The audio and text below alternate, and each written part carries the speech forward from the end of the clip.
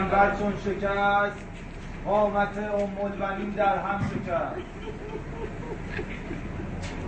روز عشقبازی عشقبازی کی؟ روز جانبازی جانبازی کی؟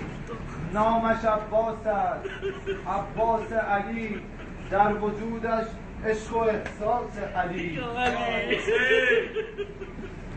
آمده سردار سرداری کند، لشکر حق را علمداری کند.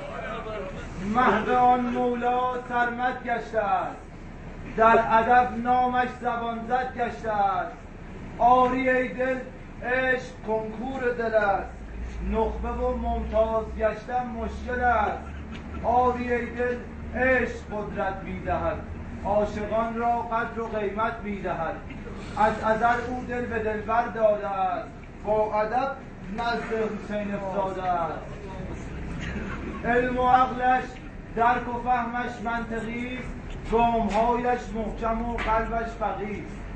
از برش خواهد سپهداری کند، آن شه مظلوم را یاری کند. دوست آن باشد که داند قدر دوست، عبد و صالح تابع فرمان اوست. او ابوفاضل ابوالفضل علی، ساقی لب تشنه نزد علی. پنجه او پنجه حریت است، همت او ترجمان غیرت است. او قریشی زاده بی واهمه است، او علمدار حسین فاطمه است. از وفایش هرچه میگویم کم است، او بلند بالا ز مرد عالم است. نور هاشم از جمالش منجلی است، غیرت او غیرت مولا علی. صورت او را ولی بوسیده است، وافقانش را علی بوسیده است. احسن احسن آفرین صد آفرین، مادر عباس ای ام البنین.